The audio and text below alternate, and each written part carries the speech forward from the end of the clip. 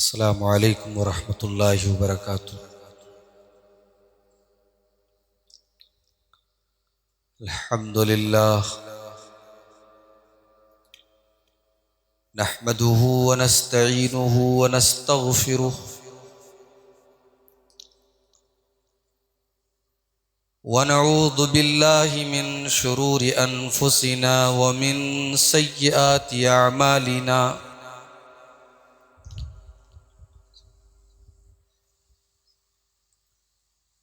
मन यहदिहिल्लाहु फला मुदिल्ल लहु व मन युद्लिल फला हादिय लहु व अशहदु अल्ला इलाहा इल्लल्लाहु वहदहु ला शरीक लहु व अशहदु अन्न मुहम्मदन अब्दुहु व रसूलुहु। या अय्युहल्लज़ीना आमनुत्तक़ुल्लाह हक़्क़ तुक़ातिही वला तमूतुन्न इल्ला व अंतुम मुस्लिमून।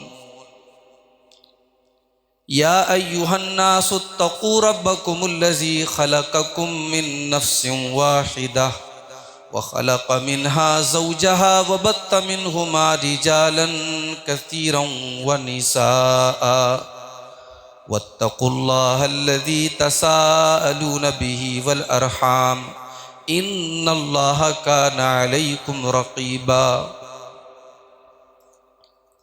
या अय्युहल्लज़ीना आमनुत्तक़ुल्लाह वक़ूलू क़ौलन सदीदा युस्लिह लकुम अअमालकुम व यग़फ़िर लकुम ज़ुनूबकुम वमन युतिइल्लाह व रसूलहु फ़क़द फ़ाज़ फ़ौज़न अज़ीमा।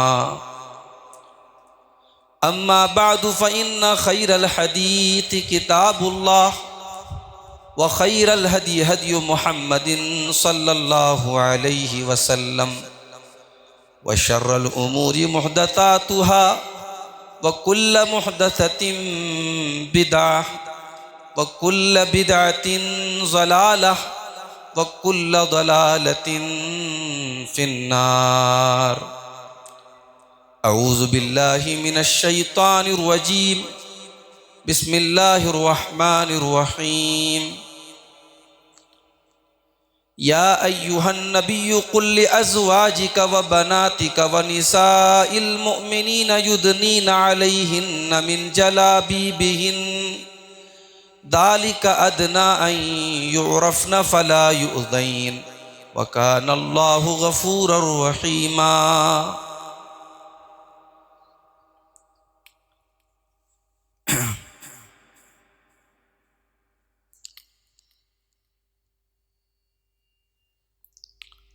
हमारी कौम की बेटियां बहुत बड़ी तादाद में इस वक्त फितने इर्तिदाद का शिकार हो रही हैं। इस हवाले से एक नज़्म समाअत फरमाएं। पहले चाहत फिर निगाहों से उतारी जाओगी, पहले चाहत फिर निगाहों से उतारी जाओगी, आबरू भी जाएगी और तुम भी मारी जाओगी। तुम फिरोगी दर बदर रुसवाई और जिल्लत के साथ, बेटियों जब छोड़कर निस्बत हमारी जाओगी। ये तो एक साजिश है वरना तुम नहीं उनको कबूल, ये तो एक साजिश है वरना तुम नहीं उनको कबूल। कल वही नफरत करेंगे आज प्यारी जाओगी, कल वही नफरत करेंगे आज प्यारी जाओगी। जिस घड़ी दिल भर गया कोठे पे बेचेंगे तुम्हें, दाग लेकर होगी वापस और कुंवारी जाओगी। जिसके दम पर घर से निकली कल वो जब देगा फरेब, सोच लो किस सिमत फिर तुम पाँव भारी जाओगी। इज्जतो अजमत गंवा कर मुँह दिखाओगी किसे, करते करते दुनिया से तुम आहुजारी जाओगी। कोई मजहब दे न पाएगा तुम्हें ऐसा हिसार, छोड़कर इस्लाम की जब पासदारी जाओगी। है शरीयत ही तुम्हारी पासबां ऐ बेटियों, दामने इस्लाम में ही तुम सवारी जाओगी। प्यारी बहनों इफ़्फ़तो शर्मो हया अपनाओ तुम, देखना फिर नूर हक से तुम निखारी जाओगी। आह दोज़ख को खरीदा तुमने ईमान बेच कर, आह अब रोज़े जज़ा तुम बन के नारी जाओगी। रोती है चश्मे फरीदी देख कर अंजाम बद, गर न संभलोगी तो लेने सिर्फ खारी जाओगी। पहले चाहत फिर निगाहों से उतारी जाओगी। सदर मोहतरम, उलमाए किराम, मोहतरम बुजुर्गों, नौजवान साथियों, पर्दा नशीन माँ और बहनों, प्यारे बच्चों, आपके इस गांव में ये एक इत्तेफाक है और अल्लाह ताला की मशीयत और उसका फ़ैसला है कि ये दूसरा मौका है जब मैं आपके गांव के प्रोग्राम में आया हूँ और यहाँ आने के बाद फिर मालूम हुआ कि आज कोई यहाँ मैयत हुई है। और हकीकत ये है कि इस वक्त अचानक अमवात बहुत ज़्यादा हो रही और अल्लाह के नबी सल्लल्लाहु अलैहि वसल्लम ने क़यामत की निशानियों में से एक निशानी भी ये बयान फरमाई है, अन यक़्तुर मौतुल फ़जअ, क़यामत के पहले अचानक बग़ैर किसी ज़ाहिरी सबब के इंसान अच्छा खासा चलता फिरता मर जाएगा। और ये इस बात की अलामत है कि क़यामत बहुत करीब है।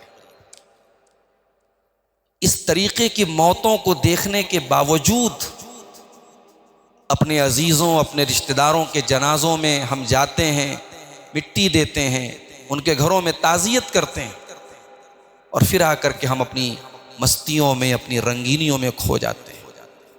मेरे भाइयों, हर मौत हमें ये सबक देती है, दूसरे को आज तुम मिट्टी दे रहे हो, कल तुम्हारी मिट्टी कोई देगा। दूसरों को तुम आज कब्र में उतार रहे हो, कल तुम्हें कोई उतारेगा। इंसान दुनिया में जितने भी बुरे काम कर ले, चोरी कर ले, बेईमानी कर ले, लोगों का हक मार ले, सब छोड़ के यही जाना है। अभी आपको मालूम हुआ होगा, कल हमारी जमात के बड़े मशहूर खतीब मौलाना मोहम्मद जर्जी सिराजी हफिज़हुल्लाह के वालिद का इंतकाल हुआ। कई महीने से वो बीमार थे और इधर एक हफ्ते से काफ़ी उनकी बीमारी की खबरें आ रही थी। कल लखनऊ के हॉस्पिटल में उनका इंतकाल हुआ। मेरी कभी मुलाकात उनसे नहीं हुई थी।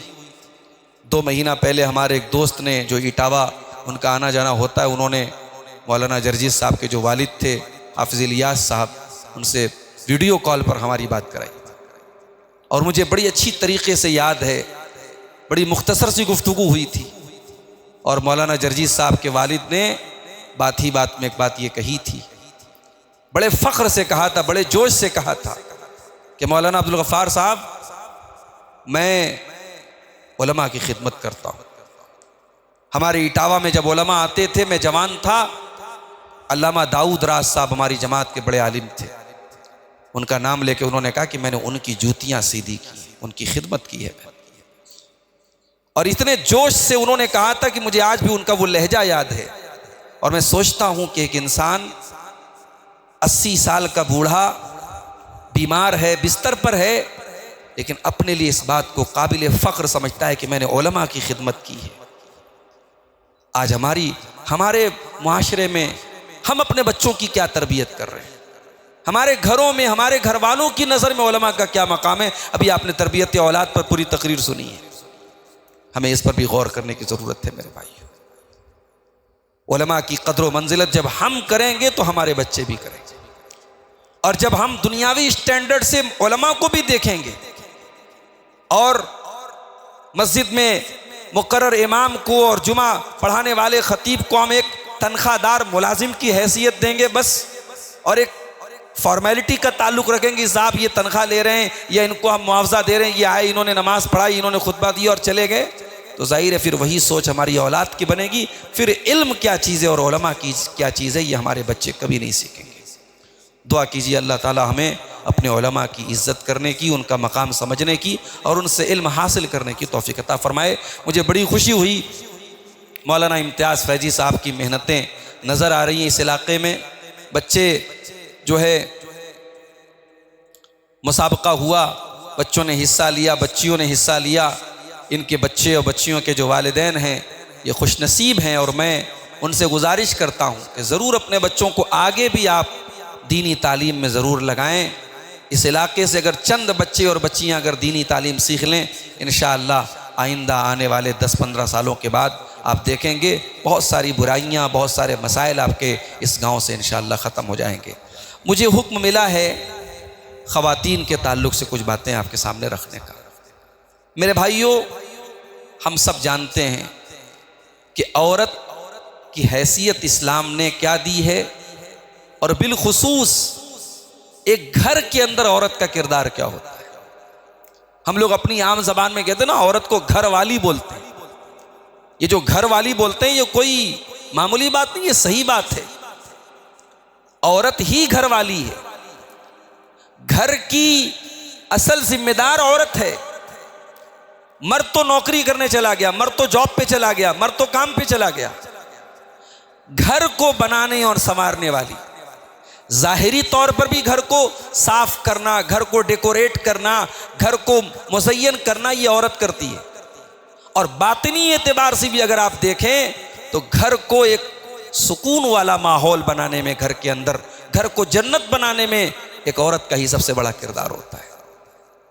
कुरान करीम में अल्लाह ताला ने कई मकामात पर औरत का जब जिक्र किया तो उसको घर वाली कहा है अल्लाह ने। फी बुयूतिकुन्ना, कुरान के 22वें पारे में अल्लाह ने फरमाया वज़कुरना मा युतला फी बुयूतिकुन्ना मिन आयातिल्लाहि वल हिकमा। ऐ नबी की बीवियों, तुम्हारे घरों में जो कुरान पढ़ा जाता है और जो हदीस पढ़ी जाती है उसका तुम जिक्र किया करो, उसको याद किया करो। देखिए, घर तो नबी का था, लेकिन जब नबी अकरम सल्लल्लाहु अलैहि वसल्लम के घर में वो औरतें बीवी बन के आ गई तो अब ये घर उनका घर हो गया और नबी की घरवाली वो हो गई। तो कुरान करीम में अल्लाह ताला ये नहीं कह रहा है कि नबी के घरों में तुम कुरान पढ़ो, अल्लाह कह रहा है अपने घरों में कुरान पढ़ो। तो इसलिए हमारे यहाँ बाज़ औरतें क्या है, अपने मायके को अपना घर बोलती हैं और शादी के बाद जो घर होता है उसको हमेशा अपना ससुराल बोलती हैं। और ये इस्तिलाह में जो है हमारे यहाँ राइज है, मगर हकीकत में औरत का जो घर होता है शादी के बाद उसका ससुराल ही होता है। और देखा जाए तो ये बड़ी कुर्बानी की बात है मेरे भाई। एक औरत जो होती है शादी करने के बाद, आप आजमगढ़ गुलवा के हैं, मान लीजिए शादी आपकी हो रही है मुबारकपुर में, शादी हो रही है मऊ में, शादी हो रही है जीयनपुर में। अब वो लड़की उस घर को छोड़ करके आपके यहाँ आती है और जिंदगी भर आप अपने माँ बाप, अपने रिश्तेदारों को छोड़ करके सारे रिश्ते आपसे जोड़ लेती है और मरने के बाद भी आमतौर से औरत अपने ससुराल के ही कब्रिस्तान में दफन होती है। यानी ये औरत की कुर्बानी का कितना बड़ा पहलू है कि वो सारी जिंदगी अपने शौहर और अपने ससुराल के वक्फ करती है और मरने के बाद भी अपने घर के रिश्तेदारों के पड़ोस में दफन नहीं होती है, अपने शौहर और अपने ससुराल के रिश्तेदार में, वहां उनके कब्रिस्तान में दफन होती है। ये औरत का किरदार होता है मेरे भाई। हमें और आपको जब औरत पर हम बात करें तो औरत की जिंदगी में जो कुर्बानियां उनको भी हमेशा अपने सामने रखना चाहिए। और आज माहौल ऐसा बना दिया गया, दिमागों में पट्टी ऐसी चढ़ा दी गई कि साहब लोगों के, खास तौर से नौजवान औरतों के दिमाग में बैठ गया कि इस्लाम में बड़ी पाबंदियां हैं औरत के ऊपर। इस्लाम ने औरत को कैद कर दिया है, इस्लाम ने ताला लगा दिया औरत की आज़ादी पर। कितनी नौजवान औरतें तकरीर नहीं सुनती, अरे हटाओ, ये मौलवी लोग तो खाली हम लोगों पर पाबंदी लगाने की बात करते हैं। औरत ये समझती है कि ये मगरिबी तहजीब के दीवाने ये औरत को आज़ादी देना चाहते हैं और इस्लाम औरत को ताला लगा रहा है। नहीं मेरी प्यारी माँ और बहनों, आप भूल रही हैं, इस्लाम ने तो आपको उस दौर में जीने का अधिकार दिया था जब आपको जीने नहीं दिया जाता था। बच्चियां पैदा होती थी, पैदा होने के बाद उनका बाप अपने हाथों से बेटी को जमीन में दफन कर देता था। जिस समाज में बेटी पैदा होती थी तो लोग कलंक मानते थे, ऐब मानते थे, ये कहां से मनूस हमारे घर में आ गए। कुरान करीम में अल्लाह ने नक्शा खींचा है, वइज़ा बुश्शिरा अहदुहुम बिल उन्सा ज़ल्ल वजहुहु मुस्वद्दन व हुवा कज़ीम यतवारा मिनल कौमि मिन सूइ मा बुश्शिरा बिही अयुमसिकुहु अला हुनिन अम यदुस्सुहु फित्तुराब। बेटी के बाप को जब यह बताया जाता था कि तेरे घर में बेटी पैदा हुई है, बेटी के बाप का चेहरा काला पड़ जाता था। वो अपनी कौम से अपना चेहरा छुपाया करता था। उसके सामने दो रास्ते होते थे, अयुमसिकुहु अला हुनिन, बेटी को पालता हूं तो समाज में जलील होना पड़ेगा, समाज में ताने सुनने पड़ेंगे, समाज वालों की नज़र में बुरा बनना पड़ेगा। अम यदुस्सुहु फित्तुराब, या अपनी बेटी को मिट्टी में ले जाके अपने हाथों से दफन कर देना पड़ेगा। जिंदा दफन कर देते थे। मेरी माँ और बहनों, आज उस इस्लाम पर आपकी उंगली उठ रही है। वो इस्लाम आपको बुरा लग रहा है, उस इस्लाम के अहकाम आपको बुरे लग रहे हैं जिस इस्लाम ने आपको उस दौर में, जिस दौर में बेटियां जमीन में गाड़ दी जाती थी, इस्लाम ने आपको जीने का अधिकार दिया। और मेरे नबी ने दुनिया में आकर के इस रस्म को खत्म किया और आपने फरमाया, बेटी सीने से लगाने की चीज है, बेटी मोहब्बत करने की चीज है, बेटी प्यार करने की चीज है, बेटी लाड करने की चीज है, बेटी एहतराम करने की चीज है। अल्लाह के प्यारे नबी ने अपने अमल के जरिए भी और अपने कौल के जरिए भी बेटी का मकाम बयान किया। आपने फरमाया, मन आला जारियतैनी हत्ता तबलुगा, जिसको अल्लाह ने 2 बेटियां दे दी, और एक रिवायत में जिसको अल्लाह ने 3 बेटियां दे दी, 2 का भी लफ्ज मौजूद है, 3 का भी लफ्ज मौजूद है। मन आला जारियतैनी, जिसने 2 बेटियों को पाला, हत्ता तबलुगा, यहां तक कि वो बेटियां जवान हो गईं। जा यौमल क़ियामा, वो आदमी क़यामत के दिन इस हाल में आएगा, अना वहुआ कहातैन, आपने अपनी दोनों उंगलियों से इशारा करके फरमाया, बेटियों को पालने वाला और बेटियों की परवरिश करने वाला और बेटियों का हक अदा करने वाला क़यामत के दिन अपने नबी के साथ आएगा। ये मकाम बयान किया। और एक मर्तबा जब हज़रत आयशा रज़ी अल्लाह ताला अन्हा बयान फरमाती है कि एक औरत, एक साइला आती है उनके घर में, जिसके साथ 2 छोटी छोटी बच्चियां थीं, और उसने हज़रत आयशा से कुछ खाने की चीज़ मांगी। हज़रत आयशा ने बहुत तलाश किया तो एक खजूर मिली। उस औरत को हज़रत आयशा ने खजूर दे दी। उसने खजूर के 2 टुकड़े किए और दोनों टुकड़े अपनी दोनों बेटियों को बांट दिया, और खुद उस औरत ने कुछ नहीं खाया। माँ इसी को बोलते हैं। उसने खजूर, एक खजूर मिली, दोनों बेटियों को बांट दिया, उस औरत ने कुछ नहीं खाया। हज़रत आयशा कहती हैं, मुझे जब अल्लाह के प्यारे नबी सल्लल्लाहु अलैहि वसल्लम घर आए और मैंने आपको ये वाक़या सुनाया तो अल्लाह के नबी ने फरमाया कि ऐ आयशा, तुम क्या समझती हो, ये बेटी कोई आसान चीज़ नहीं होती। मनिबतुलिया मिन हाज़िहिल बनाति शैया, ऐ आयशा, जिसको अल्लाह ताला बेटी देकर के आजमाता है, जिसके घर में बेटी एक इम्तिहान बन करके, एक आजमाइश बन करके आती है और वो इस इम्तिहान में खरा उतर जाता है।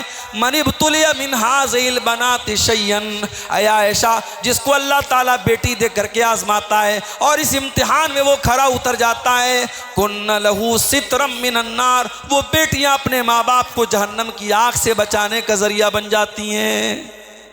ये पैगाम दिया अल्लाह के नबी ने बेटियों के हवाले से, और आपने अमल करके दिखाया। अल्लाह के प्यारे नबी 4 बेटियों के बाप थे।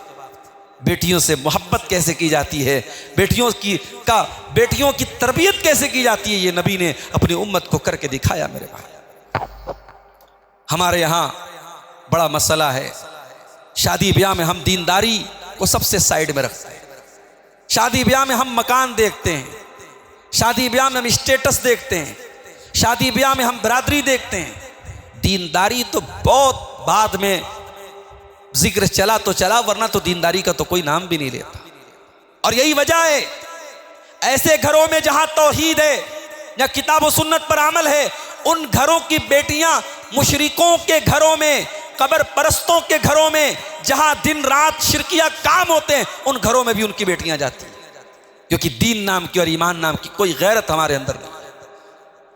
मैं कहता हूं जिस बेटी से आप इतनी मोहब्बत करते हैं, जिस बेटी के बचपन से लेकर जवानी तक सारे शौक पूरे करते हैं, सारे अरमान पूरे करते हैं, किसी मुशरिक, किसी शराबी, किसी जानी, किसी बदकार के हवाले करते वक्त अल्लाह का डर क्यों नहीं दिल में पैदा होता? रूह क्यों नहीं कांप जाती? दिल तड़पता क्यों नहीं कि उस फूल जैसी बच्ची को उस बदकार, उस मुशरिक और उस जो है जानी और बदकार के हवाले आप कर रहे हैं?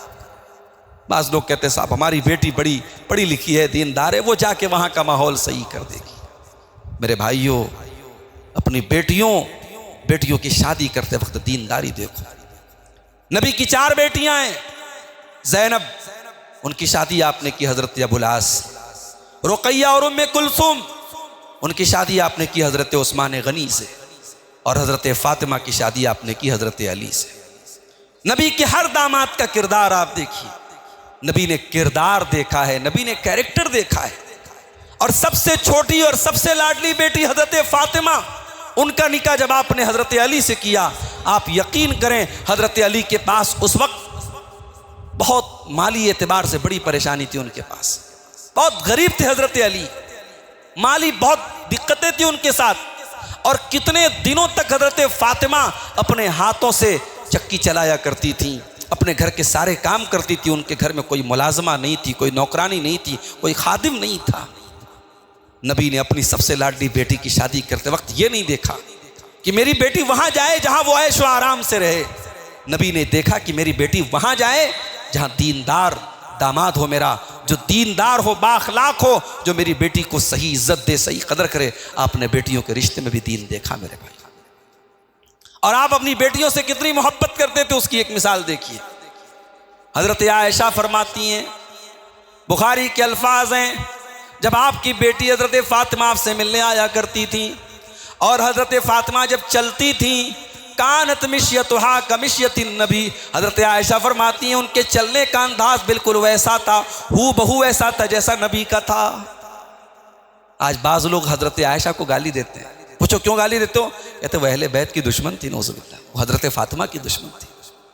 ऐसे इंसानों के, ऐसे लोगों के मुंह में कीड़े पड़े। बदनसीब है वो, बदतमीज है वो, गुस्ताख है वो, जो अहले बैत और सहाबा के बीच में दुश्मनियों की अफसाने गढ़ते हैं।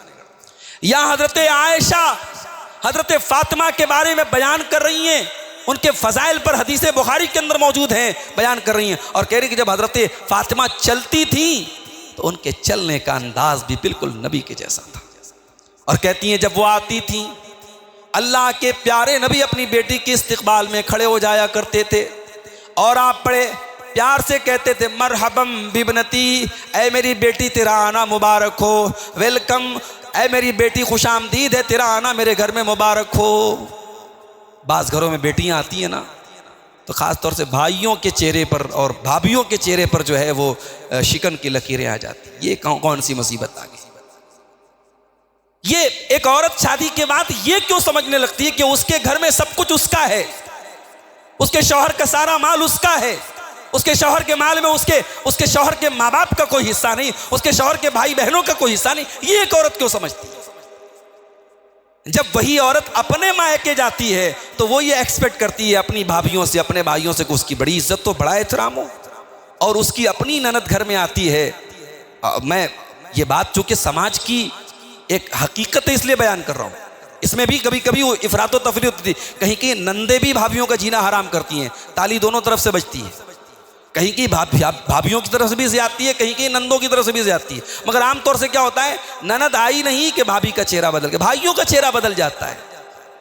बेटियां बाज घरों में जब भाई नहीं होते ना, मेरी 3 बेटियां हैं तो मेरी बीवी कभी कभी बोलती है कि हमारी बेटियों का मायका नहीं रहेगा। तो ये एक आम सोच है कि अगर भाई नहीं है तो मायका नहीं होगा, माँ बाप के मरने के बाद फिर कोई मायके में नहीं बचेगा। तो बेटियों का मायके में भाई होना भी बड़ा ज़रूरी होता है जो कदर करे उनकी। तो अल्लाह के नबी की बेटियां जब आती थी तो अल्लाह के नबी कैसा इस्तकबाल करते थे, वेलकम कर रहे हैं, आप खड़े हो रहे हैं और अपनी बेटी का हाथ पकड़ के आप चूमते थे और अपनी सीट पर जहां आप बैठते थे अपनी प्यारी बेटी को बिठाते थे। हजरत फातिमा रजी अल्लाह ताला, ये मोहब्बत आपने प्रैक्टिकली करके दिखाई कि बेटी मोहब्बत की चीज होती है। जिस समाज में बेटियों को लोग प्यार नहीं करते थे, बेटियां बाप से नजरें मिला के बात नहीं कर सकती थी, उस समाज में आपने बेटी को उसका हक दिलाया और बेटियों को जिंदा जमीन में गाड़ने वालों को आपने पैगाम दिया, वइज़ल मौऊदतु सुइलत बिअय्यि ज़म्बिन क़ुतिलत। बेटी जिसको जमीन में दफन किया गया, जिसको मारा गया बेकसूर, कल क़यामत के दिन उस बेटी से पूछा जाएगा तेरे माँ बाप ने किस जुर्म में तुझको मारा है। अभी मैं बनारस से आजमगढ़ आ रहा था तो एक लेडी डॉक्टर है, मेरी स्टूडेंट है, उन्होंने ऑनलाइन मुझसे कुछ पढ़ाई की है। उनका एक मैसेज आया कि शेख ये बताइए कि मैं हॉस्पिटल में काम करती हूँ, कभी कभी ऐसा भी होता है कि डिलीवरी होती है और बच्चे को छोड़ के औरत चली जाती है, डिलीवरी होती है बच्चे को फेंक के चली जाती है। और हमारे पास ऐसे भी कपल्स आते हैं, जोड़े आते हैं जो बे औलाद होते हैं, तो वो मांगते हैं कि कोई बच्चा ऐसा हो तो दे दिया जाए, तो क्या हम उन बच्चों को दे सकते हैं? तो मैंने यही जवाब दिया कि भाई इस्लाम में किसी की भी जान बचाने का हुक्म है। इस्लाम तो जान बचाने वाला मज़हब है और एक मासूम बच्चा है, उसकी माँ की अगर कोई गलती है, बाप की कोई गलती है, उस बच्चे का क्या कसूर है? अगर उस बच्चे की कोई सही परवरिश करने वाला मिल रहा है, उसकी जान बच सकती है, उसकी परवरिश हो सकती है, तो ज़रूर ये काम करना चाहिए। तो ये हालात हैं आज मेरे भाई। 1400 साल पहले भी बेटियां मारी जाती थी, आज भी बेटियां मारी जाती हैं। आज भी कितनी बच्चियां हैं नौज़ायदा, पैदा होने के बाद उनको कूड़ेदानों में और डस्टबिन में फेंक दिया जाता है और कूड़े से कुत्ते नोच नोच करके उन मासूम बच्चियों को खा के उनको जो है ख़त्म कर देते, कत्ल कर देते हैं। आज की इस महज़्ज़ब दुनिया में ये वाक़यात हो रहे हैं। कुरान करीम 1400 साल पहले ये पैगाम क़यामत तक आने वाली इंसानियत को दे रहा है, वइज़ल मौऊदतु सुइलत। बच्चियों को कत्ल करने वालों, तुम्हें हिसाब देना पड़ेगा, चाहे वो बच्ची पैदा होने के बाद कत्ल कोई की गई हो, चाहे माँ के पेट में एबॉर्शन के जरिए कत्ल की गई हो, चाहे वो किसी भी शक्ल में कत्ल की गई हो, बच्चियों को कत्ल करने वालों को क़यामत के दिन हिसाब देना पड़ेगा। तो औरत को इस्लाम ने जीने का अधिकार दिया मेरे भाई। फिर आप और आगे बढ़े, एक औरत की जितनी हैसियतें हो सकती हैं, चाहे वो बीवी की हैसियत हो, चाहे वो माँ की हैसियत हो, चाहे वो बहन की हैसियत हो, चाहे वो खाला की हैसियत हो, चाहे वो फूफी की हैसियत हो, इस्लाम ने हर हैसियत में औरत को एक इज्जत दी, एक एहतराम दिया। माँ इतना खूबसूरत लफ्ज़ है, इतना प्यारा लफ्ज़ है। माँ का लफ्ज़ आता है तो मोहब्बत उमट पड़ती है, ममता उमट पड़ती है। माँ को क्या दर्जा दिया इस्लाम। साहबी आकर के सवाल करते हैं, अय अल्लाह के नबी, मैं गज़वे में जाना चाहता हूँ, मेरी माँ जिंदा है, माँ को अकेला छोड़ के मैं गज़वे में जा रहा हूँ, अल्लाह की राह में जिहाद में जा रहा हूँ। आपने फरमाया फलज़म्हा फ़इन्नल जन्नत तहत क़दमिहा। अगर तेरी माँ अकेली है और माँ को तेरी खिदमत की ज़रूरत है तो माँ को तू छोड़ के ना जा, बल्कि अपनी माँ की तू खिदमत कर, क्योंकि माँ के कदमों के नीचे तेरी जन्नत है। माँ का ये मकाम है। अल्लाह के प्यारे नबी ने से पूछा गया, मन अहक़्क़ुन्नास बिहुस्नि सहाबती, अय अल्लाह के प्यारे नबी, सबसे बेहतरीन सलूक का हकदार कौन है? आपने फरमाया तुम्हारी माँ है। पूछा गया उसके बाद कौन है? आपने फरमाया तुम्हारी माँ है। पूछा गया उसके बाद कौन है? आपने फरमाया तुम्हारी माँ है। चौथे नंबर पर आपने बाप का नाम लिया, माँ का नाम आपने 3 बार लिया, यानी बाप के मुकाबले में माँ का हक ज़्यादा है, माँ की कुर्बानियाँ ज़्यादा हैं। माँ बच्चे की पैदाइश में, बच्चे को दूध पिलाने में, बच्चे को जन्म देने में जो तकलीफ़ें उठाती हैं, उन तकलीफ़ों का कोई बदल नहीं है मेरे भाई। इसीलिए अल्लाह कुरान में जब माँ बाप के साथ अच्छा सलूक करने का हुक्म देता है तो माँ की कुर्बानियों को याद दिलाता है। ववस्सैनल इंसान बिवालिदैहि हमलतहु उम्मुहु, कैसे हुआ है? हाँ, सूरे उसमें लुकमान में है, ववस्सैनल इंसान बिवालिदैहि हमलतहु उम्मुहु कुरहन व वज़अतहु कुरहा। माँ ने तकलीफ के साथ पेट में रखा और तकलीफ के साथ जन्म दिया। ये माँ का किरदार है मेरे भाई। माँ बाप दोनों के साथ उसने सलूक का हुक्म दिया जा रहा है, लेकिन कुर्बानी माँ की याद दिलाई जा रही है। और एक इंसान कभी गौर करे कि माँ जो तकलीफ उठाती है बच्चे की पैदाइश में, वो अपनी जान को जोखिम में डाल के उठाती है। और उसके बाद भी कभी बच्चे के पैदा होने के बाद कोई ऐसी माँ नहीं है जो गुस्सा करती हो कि ये कहाँ से आ गया। बच्चे को प्यार करती है, बच्चे को अपना खून जिगर पिलाती है, अपनी जान को दांव पे लगा के बच्चे को जन्म देती है और फिर बच्चे को प्यार देती है। ये माँ का किरदार होता है। इस्लाम ने माँ की हैसियत से औरत को बड़ी इज्जत दी है। और आगे बढ़िए, एक औरत बीवी बनकर के निकाह करके आप शादी में लाते हैं, बीवी बनकर के आपके घर में आती है। उस औरत का किरदार क्या आपकी जिंदगी में? कुरान में अल्लाह फरमाता है, व मिन आयातिही अन खलक़ लकुम मिन अनफुसिकुम अज़वाजन लितस्कुनू इलैहा। ऐ लोगो, अल्लाह की बहुत बड़ी निशानी ये है, उसने तुम्हारी बीवियों को बनाया, लितस्कुनू इलैहा, ताकि तुम उनसे सुकून हासिल करो। बीवी सुकून का जरिया बन करके आती है। कभी आपने गौर किया, शादी के बाद इंसान की जिंदगी तब्दील हो जाती है। उसके घर में एक ऐसी शख्सियत, एक ऐसी जात आ जाती है जिससे उसका सुकून वाबस्ता है।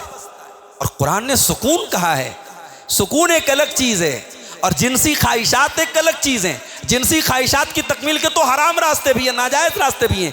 बीवी सिर्फ जिनसी ख्वाहिशात को पूरा नहीं करती है, बीवी सुकून का जरिया है। ये जो हराम रिश्ते हैं ना, उसमें सुकून नहीं है। ये जो आजकल चल रहा है माहौल, गर्लफ्रेंड बॉयफ्रेंड, ये वो अला बला, इसमें सब कुछ है, सुकून नहीं। सुकून बीवी के अंदर है। बीवी सुकून बन करके आती है। वजअल बैनकुम मवद्दतन व रहमा, और अल्लाह ने मियाँ बीवी के दरमियान मोहब्बत पैदा कर दी और रहमत पैदा कर दी। मियाँ बीवी के दरमियान अल्लाह ने मोहब्बत पैदा कर दी। ये मोहब्बत अल्लाह की बनाई हुई मोहब्बत है। 70 साल का बूढ़ा भी मैंने हरम में देखा, मक्का में देखा, तवाफ हो रहा है, बूढ़ा बुढ़िया हैं, साथ में एक दूसरे का हाथ पकड़ के जा रहे हैं। सफ़ा मरवा के दरमियान जवानों की सांसें फूल रही हैं, वहां वो बूढ़ी को हाथ पकड़ के लेके जा रहा है। तो बुढ़ापे तक, मरते दम तक ये मोहब्बत कायम रहती है, क्योंकि ये मोहब्बत अल्लाह की पैदा की हुई मोहब्बत है। और सिर्फ मोहब्बत नहीं, ये रहमत है। ये जो मियाँ बीवी का रिश्ता है ना, ये रहमत वाला रिश्ता है। ये शौहर के लिए रहमत है, वो बीवी के लिए रहमत है। दोनों एक दूसरे के लिए रहमत है। और बाज़ उलमा ने कहा कि मोहब्बत का ताल्लुक जवानी से, रहमत का ताल्लुक बुढ़ापे से। जवानी में मोहब्बत होती है, बुढ़ापे में जब दोनों बूढ़े हो गए, एक दूसरे के लिए कोई अट्रैक्शन नहीं, दोनों बूढ़े हो चुके हैं, लेकिन फिर भी एक दूसरे का ख्याल करते हैं, तुमने खाना खाया कि नहीं खाया, एक दूसरे की ज़रूरतों को के बारे में पूछते रहते। तो ये रहमत होते हैं। मियाँ बीवी जवानी में मोहब्बत और बुढ़ापे में रहमत का रिश्ता उनके बीच में होता है। तो बीवी, अगर औरत बीवी की हैसियत से, तो उसका ये मकाम है। अल्लाह के नबी से पूछा गया, अय्युन निसाई खैर, अय अल्लाह के नबी सबसे बेहतरीन औरत कौन सी है? आपने फरमाया, अल्लती तसुर्रुहु इज़ा नज़र, सबसे बेहतरीन औरत वो है जब शौहर देखे तो खुश हो जाए। ये है बीवी की, असल बीवी की ये निशानी है। बीवी दुनिया जहान के लिए मेकअप करे, शादियों में जाने के लिए सजे और सवरे, कहीं जाने के लिए अपने आप को मेंटेन करे, और शौहर के लिए कोई ज़ेबो ज़ीनत न करे, ऐसी बीवी कान खोल करके सुन ले, वो अच्छी बीवी नहीं है। अच्छी बीवी तो वही है जो शौहर के लिए अपने आप को सजाए संवारे, शौहर देखे तो खुश हो जाए। वह तुतीउहु इज़ा अमर, और जब शौहर कोई बात कहे तो बीवी उसकी बात माने। वला तुखालिफुहु फी नफ्सिहा व मालिही बिमा यकरा, और शौहर के माल के सिलसिले में और अपनी ज़ात के सिलसिले में कोई ऐसा काम न करे जो शौहर को नापसंद हो। ये एक बेहतरीन बीवी की निशानी अल्लाह के नबी ने बयान फरमाई। तो औरत अगर बीवी है मेरे प्यारे भाइयों, तो उसको अल्लाह ताला ने यह दर्जा दिया, शरीयत ने यह दर्जा दिया। आज हमारे समाज में ऐसी पट्टी पड़ा दी गई कि साहब, औरत को इस्लाम ने पर्दा करने का हुक्म दिया है। तो ये पर्दा करने का हुक्म तुझे क्यों दिया गया? कभी तूने गौर किया? ये जो बेपर्दा घूम रही हैं, क्या उनसे तेरी इज्जत कुछ कम है? तेरी इज्जत ज्यादा है। ये मेरे हाथ में मामूली सा मोबाइल है, MI कंपनी का, रेडमी कंपनी का, 12-13 हज़ार का मोबाइल है। इस पर मामूली सा कवर मैंने लगाया है। और आप किसी आईफोन वाले से पूछो भाई कि आईफोन का कवर वो लेने जाता है तो बड़ा महंगा मिलता है, ये मैं एक मिसाल दे रहा हूं कि मोबाइल जितना कीमती हो उसका कवर उतना कीमती होता है।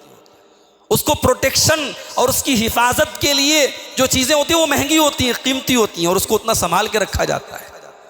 इस्लाम ने अगर औरत को पर्दा करने का हुक्म दिया है इसलिए नहीं कि इस्लाम औरत को हकीर नौजुबिल्ला समझने का हुक्म देता है। इस्लाम की नज़र में औरत एक कीमती चीज़ है और कीमती चीज़ को पर्दे में रखना चाहिए। कुरान करीम की जो आयत मैंने आपके सामने पढ़ी है सूरह अहज़ाब की, उसमें आप देखिए अल्लाह ताला क्या हुक्म देता है। या अय्युहन नबी कुल लिअज़वाजिका व बनातिका व निसाइल मुमिनीन, ऐ नबी अपनी बीवियों से कह दीजिए, अपनी बेटियों से कह दीजिए और तमाम मोमिना औरतों से कह दीजिए, युदनीना अलैहिन्ना मिन जलाबीबिहिन्ना, वो अपने ऊपर जिल्बाब डाल लें, ऐसी चादर डाल लें, ऐसा कपड़ा डाल लें, ऐसी नकाब डाल लें जो उनके पूरे बॉडी को कवर कर ले, पूरे जिस्म को ढांप ले। देखिए जिल्बाब कैसा होना चाहिए। अभी एक साहब पूछ रहे थे, मौलाना आजकल नकाब ऐसा चला है, नकाब के ऊपर जो है सर के पास पट्टी बनी रहती है, माशा अल्लाह लिखा है, सुभान अल्लाह लिखा है, ऐसे नकाब का क्या मसला है भाई? सीधा सा मसला है। नकाब का मकसद है पर्दा, नकाब का मकसद है आपको छुपाना। अब आपने उस नकाब के ऊपर माशा अल्लाह क्यों लिखवाया है भाई? इसका मतलब कि आप ये साबित करना चाहती हैं कि नकाब के अंदर जो औरत है माशा अल्लाह बड़ी खूबसूरत है। तो अगर ये जाहिर करने के लिए वहाँ पे माशाअल्लाह लिखवाया है तो एक कदम आप एक काम और कीजिए, वो सामने की रुमाली भी हटा दीजिए ताकि लोगों को दीदार हो जाए माशाअल्लाह का। क्या बदतमीज़ी है, क्या मकसद है इसका? बाज़ औरतों को देखा गया कि वो नकाब के ऊपर शहज़ादी लिखवाए हुए, वो ये बताना चाहती कि साहब कि मैं अपने बाप की बहुत बड़ी शहज़ादी हूँ। तो ठीक है ना, आप शहज़ादी है, बहुत अच्छी बात है, उसकी पब्लिसिटी करने की ज़रूरत नहीं, वो नकाब पे लिखवाने की ज़रूरत नहीं। आजकल नकाब भी ऐसा है जो मुकम्मल औरत को और एक्सपोज कर रहा है और जाहिर कर रहा है और नुमाया कर रहा है। मैं अल्लाह माफ करे भाई, जो इंसान ठरकी होता है, जो कुरान ने जिसको कहा ना कि जो इंसान जिसके दिल में शहवत की बीमारी होती है, वो उससे औरत जब किसी गैर महरम से बात करे तो अल्लाह ने कुरान में कहा कि वो नरमी के साथ बात ना करे, लचक के साथ बात ना करे। क्यों? फयतमअल लज़ी फी क़ल्बिही मरज़, क्योंकि सामने वाले के दिल में अगर शहवत की बीमारी होगी, अगर वो मनचला किस्म का होगा, अगर वो ठरकी किस्म का होगा, तो वो तेरे नरमो नाजुक अंदाज से और तेरे लचीले अंदाज से भी वो गलत मतलब निकालेगा। इसलिए तू किसी गैर महरम से जब बात करे तो सख्ती के साथ बात करे, ये कुरान का हुक्म है। आज हमारी औरतें जब नकाब पहनती हैं, अल्लाह हमारी औरतों को हिदायत दे, यहाँ से लेके हरम तक और मक्के और मदीने तक ये मंजर देखने को मिलता है कि नकाब के सिलसिले में बहुत सारी शरीयत की खिलाफ वर्जी होती है। बिल्कुल टाइट नकाब, बिल्कुल ऐसा नकाब जिस पे नक्शो निगार बने हैं, या पीछे वो कमर के पास जो है बंधन बंधा हुआ है जिससे पूरे बदन की शेप नज़र आती है, ये तमाम चीज़ें मेरी प्यारी माँ और बहनों ये इस्लाम के ख़िलाफ़ है। ये नकाब पहन करके भी औरत बेपर्दा और बेनकाब हो रही है। अल्लाह कुरान में कह रहा है जिल्बाब डाल लो। इब्ने हज़्म कहते हैं कि जिल्बाब मा यस्तुरुल बदन कुल्लहू, जिल्बाब ऐसे कपड़े को कहते हैं जो पूरे बदन को ढांप ले। देखिए औरत को हर वो चीज़ छुपाना है जो जीनत है। कुरान के 18वें पारे में सूरह नूर में अल्लाह ने फरमाया वला युब्दीना ज़ीनतहुन्ना, औरत अपनी जीनत जाहिर ना करे। तो जहां जहां औरत जेवर पहनती है वो सारी चीज़ें जीनत है। कान जीनत है, नाक जीनत है, पूरा चेहरा जीनत है, गला जीनत है जहाँ वो हार पहनती है, हाथ जीनत है जहाँ वो चूड़ी पहनती है, पैर जीनत है जहाँ वो पायल पहनती है। तो औरत के तमाम जीनत के मकामात जहाँ वो जेवरात वगैरह पहनती है वो सब छुपाना है गैर मर्दों से। तो यहाँ अल्लाह कह रहा है कि ऐ नबी अपनी बेटियों से कह दीजिए, अपनी बीवियों से कह दीजिए और तमाम मोमिना औरतों से कह दीजिए युदनीना अलैहिन्ना मिन जलाबीबिहिन्ना, जब वो अपने घर से निकले तो अपने ऊपर जिल्बाब और चादर डाल लें, नकाब डाल लें। ज़ालिका अदना अन युरफ़ना फला युज़ैन, ये चादर उनकी पहचान बन जाएगी, ये नकाब उनकी पहचान बन जाएगी और दुनिया समझ जाएगी कि ये इज़्ज़त वाली घर की लड़की है। फला युज़ैन, उसको कोई छेड़ने की जुर्रत नहीं करेगा। मगर आज हालात क्या है? आज हालात ये है कि ये नकाब अपने काले करतूतों को छुपाने का जरिया बन गया है। बनारस से आजमगढ़ आते हुए कोई नकाब पोश लड़की किसी लड़के के साथ अगर बाइक पर नजर आए तो 1 मिनट के लिए ज़हन सोचने पर मजबूर हो जाता है, किसी काफिर के साथ तो नहीं बैठी है, किसी मुशरिक के साथ तो नहीं बैठी है। हमारे असलम भाई हमारे दोस्त है, बनारस से आए हैं, इनके पास दोस्तों का ग्रुप है, ये बताते हैं कि डेली हमारे पास ऐसे वीडियोस आते हैं, फोटोज आते हैं जिसमें ये मेंशन किया जाता है, ये बताया जाता है कि साहब ये मुसलमान लड़की किसी गैर मुस्लिम के साथ टहलते हुए नजर आई। हालांकि हमारे बाद नौजवान जो जोश में आकर ये वीडियो वगैरह बनाते हैं और फिर उसको वायरल करते हैं, ये बिल्कुल गलत है, ये मुनासिब बात नहीं। देखिए उस लड़की ने जो भी किया, अगर कोई मुसलमान लड़की किसी गैर मुस्लिम लड़के के साथ टहल रही है, घूम रही है, गलत काम कर रही है, तब भी आपको इस बात की इजाज़त नहीं है कि आप उसके वीडियो को वायरल करें। आप अगर खैरखा हैं, उसकी भलाई चाहते, आप उसके गार्जियन का पता लगाएं और उसके घर वालों का पता लगा करके पर्देदारी के साथ, प्राइवेसी के साथ उनको समझाने की और उनकी इस्लाह की कोशिश करें। इस तरीके से सोशल मीडिया पर आम करने से सिवाय ये कि और लोगों में गम और गुस्सा आएगा और उस लड़की की इज्जत और नीलाम होगी, इससे कुछ हासिल होने वाला नहीं। तो ये हालात है मेरे भाई। आज नकाब पोश लड़की नकाब में इस तरीके की जब हरकतें करती है तो वो रिप्रेजेंट करती है मुसलमानों को और वो तमाम नकाब पोश लड़कियों को बदनाम करने का काम करती है। इसलिए मेरी बहनों, अपने नकाब की और अपनी इज्जत, अपने पर्दे की इज्जत करो। कुरान कह रहा है ये पर्दा तुम्हारी आइडेंटिटी है, ये पर्दा तुम्हारी पहचान है, और ये पर्दा जब तुम इस पर्दे में घर से निकलती हो तो दुनिया वालों को ये मैसेज जाता है कि तुम्हें कोई छेड़ने की जुर्रत नहीं कर सकता। और हमने कर्नाटक की उस लड़की को देखा था, मुस्कान नाम की उस लड़की को देखा था, जिसने उन बलवाइयों और दंगाइयों के हुजूम में जो शिरकिया नारे लगा रहे थे और उस औरत के नकाब को देख के चिल्ला रहे थे, उसने अल्लाह की तकबीर की आवाज़ बुलंद की थी और एक तारीख लिखी थी। हमारी कौम में ऐसी भी बेटियां मौजूद हैं। मेरे भाइयों, आज अपनी बच्चियों को जब आप पर्दा करने का हुक्म दें तो उन्हें इस पर्दे का मकसद भी बताएं कि पर्दा क्यों किया जाता है। ख़ास तौर से औरतों की नसीहत के लिए, औरतों को समझाने के लिए, उनकी इस्लाह के लिए कुरान की 2 सूरतों को तर्जमे के साथ ज़रूर अपनी औरतों को पढ़ा दें। एक सूरह नूर को ज़रूर पढ़ा दें और एक सूरतुल अहज़ाब को ज़रूर पढ़ा दें। सूरह नूर कौन सी सूरत है? अम्मा आयशा के ऊपर जब मुनाफिकों ने झूठा इल्ज़ाम लगाया, उस मौके पर सूरह नूर की आयतें नाज़िल हुई। अच्छा, अल्लाह तबारक व तआला की हिकमत देखिए कि बाज़ औक़ात शर से खैर का पहलू निकल जाता है। ना मुनाफिकों ने हज़रत आयशा पर यह झूठी तोहमत लगाई होती और ना अल्लाह ताला ने 7वें आसमान के ऊपर से अम्मा आयशा की बारात में और उनकी पाकीज़गी में कुरान की आयतें उतारी होती। हज़रत आयशा की इज़्ज़त और बढ़ गई, उनका मकाम और बढ़ गया। हज़रत आयशा खुद कहती हैं कि मुझे ये तो अंदाज़ा था कि अल्लाह ताला मेरी बेगुनाही को ज़रूर ज़ाहिर करेगा। मैंने सोचा था अल्लाह के नबी को ख्वाब में दिखा दिया जाएगा, अल्लाह के नबी को किसी तरीके से बता दिया जाएगा, मगर मेरे बारे में कुरान उतरेगा ये मुझे अंदाज़ा नहीं था। हज़रत आयशा की बारात के सिलसिले में कुरान की आयतें नाज़िल हुई और फिर सूरह नूर के अंदर अल्लाह ताला ने बहुत सारी तालीमात दी कि घर में औरत को किस तरह रहना चाहिए, या जब हम घर में दाखिल हों तो किस तरीके से इजाज़त लेने का क्या मामला है, और फिर ज़िना की इस्लाम में क्या सज़ा है, ज़िना का इल्ज़ाम लगाने की क्या सज़ा है। सूरह नूर का तर्जमा और उसकी तफसीर ज़रूर अपने घर की औरतों को पढ़ाएं। और इसी तरीके से सूरतुल अहज़ाब कुरान के 21वें और 22वें पारे में एक सूरत है, उसको भी ज़रूर अपनी औरतों को पढ़ाएं। सूरह अहज़ाब में 21वें पारे के लास्ट में मैं चंद आयतें हैं उनको पढ़ के आपको सुना देता हूँ। उसमें हमारी औरतों के लिए बड़ी अहम बातें हैं, बड़ी काम की बातें हैं। सबसे पहले तो अल्लाह ताला ने अपने नबी से कहा, या अय्युहन नबी कुल लिअज़वाजिका इन कुन्तुन्ना तुरिदनल हयातद दुनिया व ज़ीनतहा फ़तआलैना उमत्तिकुन्ना व उसर्रिहुकुन्ना सराहन जमीला। ऐ नबी, अपनी बीवियों से कह दीजिए, अगर तुम दुनिया चाहती हो और दुनिया की दौलत चाहती हो, दुनिया की चमक दमक चाहती हो, आ जाओ, मैं तुमको दुनिया की दौलत दे देता हूँ और तुमको इज़्ज़त के साथ अपने घर से विदा कर देता हूँ, तुमको अपने घर से रुखसत कर देता हूँ। ये आयत उस वक्त उतरी जब मुसलमानों के ऊपर खुशहाली का दौर आ गया और मुसलमानों के घरों में अच्छे कपड़े पहने जाने लगे, अच्छे खाने खाए जाने लगे। तो अल्लाह के नबी की बीवियों के दिल में भी ये एहसास पैदा हुआ कि हमारा भी लाइफ स्टाइल थोड़ा अच्छा होना चाहिए, हमारा भी नानो नफ़का बढ़ना चाहिए, हमारा भी सालाना खर्च उसमें इजाफा होना चाहिए।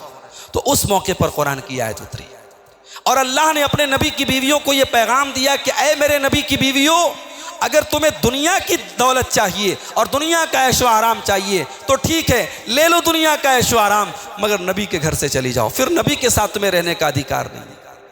व इन कुन्तुन्ना तुरिदनल्लाह व रसूलहु वद्दारल आखिरता, और ए नबी की बीवियों, अगर तुम अल्लाह से मोहब्बत करती हो, उसके रसूल से मोहब्बत करती हो और आखिरत में अपना घर बनाना चाहती हो, फ़इन्नल्लाह अअद्द लिल मुहसिनाति मिनकुन्न अजरन अज़ीमा, तो अल्लाह ताला ने तुम्हारे अंदर जो नेक अमल करेगी उसके लिए बहुत बड़ा सवाब तैयार करके रखा है।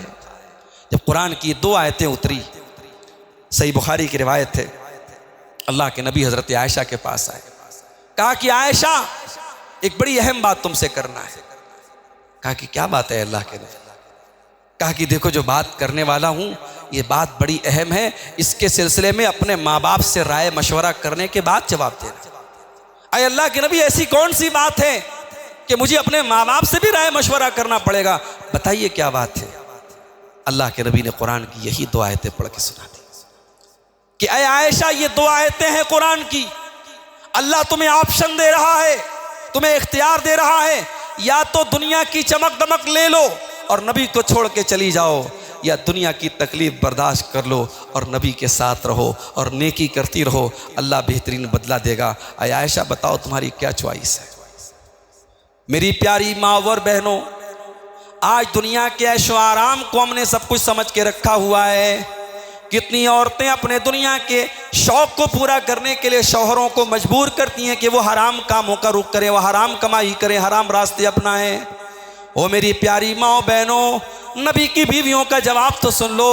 कुरान की 2 आयतें उतर रही हैं, अल्लाह उनको ऑप्शन दे रहा है, या तो तुम दुनिया की चमक दमक ले लो या अपने नबी का साथ ले लो। अम्मा आयशा फरमाती हैं, अफ़ी हाज़ा अस्तामिरु अबवैया, अय अल्लाह के नबी, क्या मुझे अपने माँ बाप से मशवरा लेने की ज़रूरत है? ये ऐसी कोई बात नहीं है, ये ऐसा कोई मैटर नहीं है जिसमें मुझे अपने माँ बाप से मशवरा लेना पड़े। इख्तरतुल्लाह व रसूला, अय अल्लाह के नबी, मेरा जवाब बिल्कुल क्लियर है, मैं अल्लाह को चुनती हूँ, मैं उसके रसूल को चुनती हूँ और मैं आखिरत में अपना घर बनाना चाहती हूँ। मुझे नहीं चाहिए दुनिया का ऐशो आराम, मैं अपने नबी के साथ रहूँगी। अल्लाह अकबर। मुझे याद है तारीख की किताब में यह वाक़या भी दर्ज है कि अब्दुल मलिक बिन मरवान के दौर में जब नबी के हुजरों को तोड़ने की बात आई, मस्जिद नबी को और कुशादा करने के लिए उसमें जो कमरे बने थे, अल्लाह के नबी के छोटे छोटे हुजरे थे, उन हुजरों को तोड़ने की बात आई, तो उस ज़माने के सहाबा ने, जो ताबईन वगैरह थे, जो उलमा थे, उन्होंने उसका विरोध किया, उसका रद्द किया कि नहीं, ये ना तोड़े जाएं। क्यों ना तोड़े जाएं? ख़ास तौर से सईद इब्न मुसय्यब का नाम आता है कि उन्होंने कहा कि अगर ये कमरे बाकी रहें तो आने वाली नस्लें देखें कि नबी की बीवियों ने कैसे कमरों में ज़िंदगी गुजारी है और नबी का तर्ज हयात कैसा था और नबी का लाइफ स्टाइल कैसा था और कितनी सिंपल और कितनी सादा ज़िंदगी गुजारी है अल्लाह के प्यारे नबी की बीवियों ने और हम सब की माओं ने। मेरी माँ और बहनों, आज हमने दुनिया की किन औरतों को अपना आइडियल बना के रखा है। ये पाकिस्तानी सीरियल्स और ये इंटरनेट पर पाए जाने वाले फिल्में और ये ड्रामे, ये आज हमारे घर के माहौल को ख़राब करके कहीं सास को विलन बना रहे हैं, कहीं बहू को विलन बना रहे हैं, कहीं ननद और भाभी में झगड़े पैदा कर रहे हैं। इन लानतों से अपने घर को पाक करो मेरी माँ और बहनों, और अपना वक्त सही कामों में गुजारो। कुरान ने तुम्हारे लिए आइडियल बनाया है। अपने नबी की इन बीवियों को, इनके किरदार को ज़रा पढ़ के देखिए मेरी माँ और बहनों। 22वां पारा स्टार्ट होता है, वमन यक़नुत मिनकुन्ना लिल्लाहि व रसूलिही व तामल सालिहा, जो औरत अल्लाह की फरमाबरदारी करेगी, रसूल की फरमाबरदारी करेगी और नेक अमल करेगी, नूतिहा अजरहा मर्रतैन व आतदना लहा रिज़्क़न करीमा, उसको अल्लाह ताला डबल सवाब देगा और उसके लिए बेहतरीन अल्लाह ताला ने अजर व सवाब तैयार करके रखा है। उसके बाद अल्लाह फरमाता है, या निसान नबी, ए नबी की औरतों, लस्तुन्ना कअहदिन मिनन निसा, तुम आम औरतों की तरह नहीं हो। इन तक़ैतुन्ना, अगर तुम अल्लाह से डरती हो, फला तग़ज़ाना बिल क़ौल, तो ख़बरदार किसी गैर मर्द से तुम लचक के साथ, नरमी के साथ तुम बात न करना। इस्लाम कितना बेहतरीन मज़हब है मेरे भाइयों।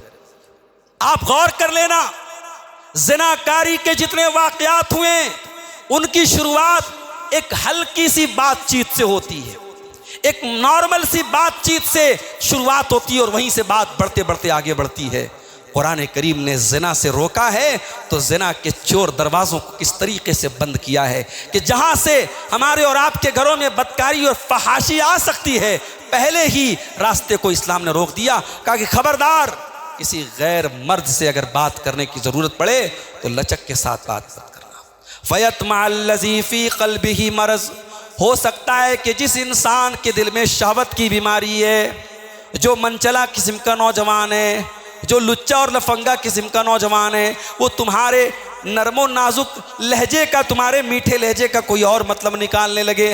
वक़ुल्ना क़ौलन मारूफ़ा, ऐ नबी की औरतों, तुम जो बात करो दस्तूर के मुताबिक करो, लेकिन बात सख्ती के साथ करो, नरमी के साथ बात मत करो। मेरी बहनों, ये फेसबुक, ये सोशल मीडिया, ये आज हमारे और आपके घरों की इज्जतों पर डाका डालने के जरिए बन गए। आप यकीन करें, छोटी छोटी बच्चियां जो अभी ढंग से बालिग नहीं हुई हैं, क्लास 8 में पढ़ रही हैं, क्लास 9 में पढ़ रही हैं, उनके भी इंस्टाग्राम पर 3-3, 4-4 उन्होंने आईडी बना के रखी है। और चूंकि इंस्टाग्राम एक ऐसा प्लेटफॉर्म है जिस पर बड़ी आसानी से जो है चैटिंग करने के बाद उसको लॉग आउट कर दिया जाए तो कोई खोल नहीं सकता और प्राइवेसी उसमें ज़्यादा होती है, एक बड़ी तादाद में स्कूलों और कॉलेजों में लड़कियां इंस्टाग्राम की आईडी यूज़ कर रही हैं। ये सोशल मीडिया हमारे मासूम बच्चे और बच्चियों के जहन और दिमाग को किस कदर खराब कर रहा है, आपको अंदाज़ा नहीं है मेरे भाइयों। मेरे सामने ऐसे भी वाक़यात आए जिन घरों में गार्जियन बड़े सख्त हैं और जिन घरों से लड़की हमेशा नकाब में निकलती है, उन घरों की लड़कियों ने भी इंस्टाग्राम पे आईडी बना के गैर महरम से दोस्तियां कर रखी हैं और बाकायदा उनसे मिलने जाती हैं। और बड़ी छोटी छोटी बच्चियां हैं, कम उम्र लड़कियां हैं, उनके वाक़यात हमारे आंखों के सामने आए। ये हमारे समाज की हकीकत है मेरे भाई। इसलिए मैं कहता हूँ, गार्जियन को, माँ बाप को पहले के दौर में अपने बच्चों की तरबियत के लिए फिक्रमंद होना पड़ता था। आज बहुत ज्यादा फिक्रमंद होने की जरूरत है। ये दौर सहाबा का दौर नहीं है, ये दौर ताबईन का दौर नहीं है, ये तकवा का दौर नहीं है, ये लिल्लाहियत का दौर नहीं, ये फितनों का दौर है। और आपकी बच्चियों के जहनो दिमाग को खराब करने वाली हजारों चीजें माहौल में फैली हुई हैं। बहुत होशियार रहना पड़ेगा। मेरी माँ बाप को बहुत होशियार रहना पड़ेगा और बच्चियों के वालिद को बहुत होशियार रहना पड़ेगा। अगर माँ बाप तवज्जो नहीं देंगे और कहेंगे साहब मुझे अपनी बेटी पर भरोसा है, ये भरोसा का लफ्ज़ इस्तेमाल करके अगर वो अपनी बच्चियों की तरबियत से गाफिल हो जाएंगे, यकीन कर ले मेरे भाइयों, घरों में, माहौल में ऐसी तबाही आएगी कि आप सोच नहीं सकते। हज़रत मरियम अपने खालू के पास रहती थी। उनके खालू कौन थे? हज़रत ज़करिया अलैहिस्सलाम। वो उनकी परवरिश करते थे और ज़करिया अलैहिस्सलाम बड़े अल्लाह वाले आदमी थे। मस्जिद में रहा करते थे, मेहराब में रहा करते थे। जब वो मेहराब में आते थे, मस्जिद में आते थे, कुरान कहता है कुल्लमा दखल अलैहा ज़करियल मेहराब वजद इंदहा रिज़्क़ा क़ाल या मरियम अन्ना लकी हाज़ा। हज़रत ज़करिया अलैहिस्सलाम मस्जिद में आते थे, देखते थे मरियम के पास बेमौसम का फल रखा हुआ है, जिस फल का मौसम भी नहीं है, जो मार्केट में कहीं मिल नहीं रहा है, वो फल मरियम के पास रखा हुआ है। हज़रत ज़करिया सवाल करते हैं, ऐ मरियम ये फल तेरे पास कहाँ से आया? क़ालत हुवा मिन इंदिल्लाह। मरियम कहती हैं कि ये फल अल्लाह ताला की तरफ से आया। हज़रत ज़करिया अलैहिस्सलाम दुनिया के तमाम बेटियों के बाप और तमाम बेटियों की माओं को ये मैसेज देते हैं, अपनी बच्चियों की तरबियत में सख्त बनो, अपनी बच्चियों की तरबियत में इतने ढीले न बनो कि उनके पास मोबाइल भी आ गया, पर्स भी आ गया, कीमती कपड़े भी आ गए, तुमने नहीं दिलाए, आया कहाँ से? इतने लापरवाह मत बनो, अपनी बच्चियों की तरबियत पर तवज्जो दो। मेरे भाइयों, औलाद अगर बहुत बड़ी नेमत है तो हमारे कंधे पर बहुत बड़ी जिम्मेदारी भी है। अगर अल्लाह ताला की बारगाह में हम गए और अपनी औलाद की तरबियत में हमने लापरवाही बरती तो यह औलाद हमारे हक में वबाल भी बन सकती है। अल्लाह के प्यारे नबी फरमाते हैं, मा मिन अब्दिन यस्तरईहिल्लाहु रईयतन, जिस बंदे को अल्लाह ताला कोई जिम्मेदारी दे, उसके कंधे पर कोई जिम्मेदारी डाले, तुम्मा यमूत यौम यमूत वहुवा गाशुन लिरईयतिही, और वो इस हाल में मर जाए कि अपनी जिम्मेदारी को सही तरीके से नहीं निभा रहा है, इल्ला हर्रमल्लाहु अलैहिल जन्ना, ऐसे इंसान के ऊपर जन्नत हराम हो जाएगी।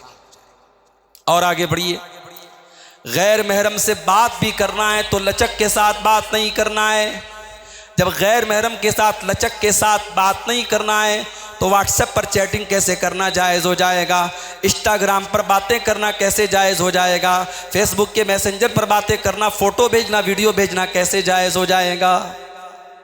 मुसलमान घरों की, नमाजी घरों की, हाजी और नमाजी और तहज्जुद गुजार घरों की बच्चियां आज साहब वो स्टेटस लगा रही है अपने फोटोज का, कुछ नहीं तो साहब मेहंदी के डिज़ाइन दिखा रही हैं, अपने नई ज्वेलरी पहनी तो ज्वेलरी का फोटो दिखा रही हैं, बहुत अल्लाह वाली हैं, बड़ी मुत्तकी हैं, पूरा फोटो डाल देंगी, चेहरे पर कोई इमोजी लगा देंगी, चेहरा छुपा लेंगी, बाकी पूरा बदन दिख रहा है। वला युब्दीन ज़ीनतहुन्ना, ऐ औरतों तुम्हें सिर्फ अपना चेहरा नहीं छुपाना है, तुम्हें अपनी जीनत छुपाना है। तुम्हारे हाथों पे बना हुआ वो मेहंदी का डिजाइन भी तुम्हारी जीनत है, तुम्हारे हाथों के वो कंगन भी तुम्हारी जीनत है, तुम्हारे कानों की वो ईयर रिंग भी तुम्हारी जीनत है, तुम्हारे गले में पड़ा हुआ वो नेकलेस भी तुम्हारी जीनत है, तुम्हारा ये खूबसूरत नकाब भी तुम्हारी जीनत है। अपनी जीनत को दूसरों के सामने जाहिर मत करो। उसके बाद फरमाया वक़र्न फी बुयूतिकुन्ना, और ऐ औरतों तुम इज्जत के साथ अपने घर के अंदर रहा करो। आज अगर ये बात हम कह दें तो साहब कहते फतवा लग जाता है, ये मौलवी लोग लड़कियों को, औरतों को घर में रहने की बात करते हैं। कुरान कह रहा है कि औरतें घर में रहे। और आपके मऊ के बड़े मशहूर शायर थे फजा इब्न फैजी, उन्होंने बहुत पहले कहा था, तू चरागे खाना थी, तू चरागे खाना थी और शम्मे महफिल बन गई, दे के गौहर कर लिए तूने खजफ रेज़े कबूल। फजा साहब कहते हैं कि ऐ औरत तू तो चरागे खाना थी, तू तो घर की रोशनी थी, घर को रोशन करने वाली थी, तू शम्मे महफिल कब से बन गई। और कीमती इस्लाम ने तुझे मोती दिए थे, गौहर दिए थे, उनको फेंक करके तूने ये कंकर पत्थर क्यों ले लिए, तो इतनी नादान कैसे बन गई। मेरी प्यारी माँ और बहनों, कुरान कह रहा है वक़र्न फ़ी बुयूतिकुन्ना, अपने घरों में इज्जत के साथ रहो। वला तबर्रजना तबर्रुजल जाहिलियतिल ऊला, और जब घर से निकलना पड़े तो बन संवर करके, मेकअप करके, तबर्रुज करके, अपने आप को एक्सपोज करके, ज़माने जाहिलियत के अंदाज में न निकलना। ज़माने जाहिलियत में कैसे निकलती थी, मटक मटक के चलती थी, अपने जिस्म को मटका मटका के चलती थी। कुरान ने कहा कि उस दौर की तरह अपने आप को एक्सपोज करके मत चलो, घर से निकलो तो पर्दे में निकलो, सिंपल हो करके निकलो। और यहाँ पर भी हम देखें मेरे भाइयों क्या हो रहा है। आज हमारे यहाँ जो तफरी गाहें हैं, कोई पार्क है, आपके आजमगढ़ में जायका होटल बनारस आजमगढ़ के हाईवे पर है, वहाँ तमाम मुसलमान अपनी फैमिली को लेके आ रहे हैं। कोई हरज की बात नहीं है, फैमिली को इंसान लेके जा सकता है, मगर वहाँ जवान लड़कियों को आप लेके जा रहे हैं और फिर साहब वो बेपर्दा घूम रही हैं और फोटो और वीडियो बन रहे हैं, या किसी पार्क में या किसी नुमाइश में, किसी एग्जीबिशन में मुसलमान लड़कियां जा रही हैं और वहाँ नाचने गाने के बड़े बड़े स्कूलों में, कॉन्वेंट स्कूलों में सालाना प्रोग्राम होते हैं, फंक्शन होते हैं, उसमें लड़कियां नाच रही हैं और माँ बाप बड़े फ़ख्र से वीडियो बना रहे हैं और बड़े फ़ख्र से दोस्तों से कहते हैं भाई हमारी बेटी तो बड़ा अच्छा डांस करती है। ये हमारी अगर कौम की बेटियां आज बेहया हुई हैं मेरे भाई, तो ये बेहया बाद में हुई हैं। कौम की बेटियां बेहया बाद में हुई हैं, कौम के बेटे पहले बेगैरत हुए हैं। जब मर्दों की गैरत खत्म होती है तब समाज में औरतें बेहया होती हैं। इसलिए सिर्फ मर्दों को पर्दा पहना देना, नकाब पहना देना काफ़ी नहीं है, समाज की औरतों को नकाब पहना देना काफ़ी नहीं, समाज के मर्दों का भी बागैरत होना ज़रूरी है। इसीलिए अल्लाह के नबी की वो हदीस हमें याद आती है। अल्लाह के प्यारे नबी ने फरमाया कि 3 लोग ऐसे हैं क़यामत के दिन अल्लाह ताला न तो उनकी तरफ देखेगा, न उनसे बातचीत करेगा, न उनको पाक करेगा। नंबर 1 अल-आक़ लिवालिदैहि, अपने माँ बाप को सताने वाला, अपने माँ बाप से ताल्लुक़ तोड़ने वाला। नंबर 2 अल-मरअतुल मुतरज्जिला, मर्दों की नकल करने वाली औरत। और नंबर 3 अद्दयूस अल्लज़ी युक़िर्रु फ़ी अहलिहिल ख़ुबुस, वो दयूस और बेगैरत इंसान जो अपने घर में बेगैरती को बरकरार रखे। फरमाया वला तबर्रजना तबर्रुजल जाहिलियतिल ऊला, ऐ मुसलमान औरतों जब तुम घर से निकला करो तो बन संवर करके ना निकला करो। अल्लाह के नबी फरमाते हैं जब कोई औरत घर से खुशबू लगा करके निकलती है और गैर मर्दों की मजलिस के पास से गुजरती है, ऐसी औरत के बारे में अल्लाह के नबी फरमाते हैं फ़हिया कज़ा व कज़ा, ऐसी औरत बदचलन है। सिर्फ खुशबू लगा करके निकली है और गैर मर्दों तक उसकी खुशबू जा रही है, उस औरत को अल्लाह के नबी बदचलन करार दे रहे हैं। ओ मेरी प्यारी माँ और बहनों, जो लड़कियां, जो औरतें घर से ऐसे कपड़ों में निकल रही हैं, उनके जिस्म के आज़ा नज़र आ रहे हैं, उनका शरीर नज़र आ रहा है, उनका बदन नज़र आ रहा है, उनके जीनत के मकामात नज़र आ रहे हैं। वो अपने लहंगे की, अपने जेवरात की नुमाइश करते हुए जा रही हैं और शादी ब्याह के मौके पर मर्दों के सामने अपने आप को जाहिर कर रही हैं। गौर करो, ऐसी औरतें नबी की नज़र में कैसी होंगी। सिर्फ खुशबू लगाने वाली औरत को अल्लाह के नबी ज़ानिया करार दे रहे हैं। उसके बाद फरमाया वो अक़िमनस सलाह, और ऐ औरतों तुम नमाज कायम किया करो। आज हमारी बहुत सारी औरतें नमाज के मामले में बड़ी लापरवाह हैं। रमज़ान में खूब नमाज पढ़ी, रमज़ान के बाद नमाज के बारे में बड़ी लापरवाही है। शॉपिंग करने गई नमाज गोल, शादी में गई नमाज गोल, कोई घर में फंक्शन है नमाज गोल, बच्चा छोटा है नमाज नहीं पढ़ती। मैं कहता हूं नबी के दौर में क्या छोटे बच्चे नहीं होते थे, बल्कि आज तो अल्लाह ताला ने बड़ी फैसिलिटीज से नवाजा है।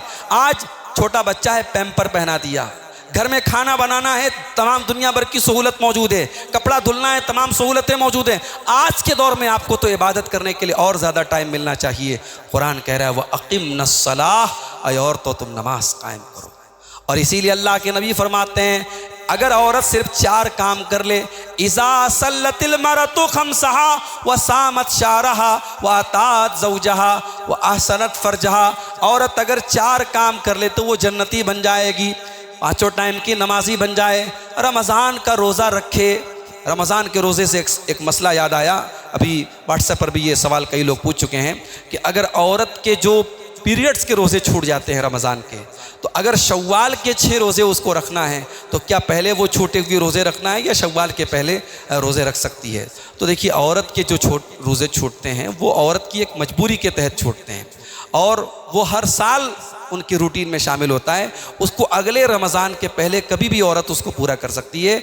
शव्वाल का तो 6 रोज़ा शव्वाल ही में रखना है, उसको आप अगले महीने में नहीं रख सकते, तो लिहाजा शव्वाल का पहले भी रखा जा सकता है और उस रोज़े की क़ज़ा अगले रमज़ान के पहले कभी भी औरत कर सकती है। तो जो औरत रमज़ान का रोज़ा रखे, 5 टाइम की नमाज की पाबंदी करे और अपने शौहर की इताअत करे, वह अहसनत फरजहा, और अपनी शर्मगाह की हिफाजत करे, दखलत मिन अय्यि अब्वाबिल जन्नति शात, ऐसी औरत जन्नत के जिस दरवाजे से चाहे वो जन्नत में जा सकती है। तो अल्लाह कह रहा है वाक़िमनस सलात, नमाज कायम करो, व आतीनस ज़कात, ज़कात अदा करो। यानी औरत के पास अगर अपना कोई जेवर, अपना कोई माल है और वो माल निसाब को पहुंचता है तो उसकी ज़कात भी उसको देना है।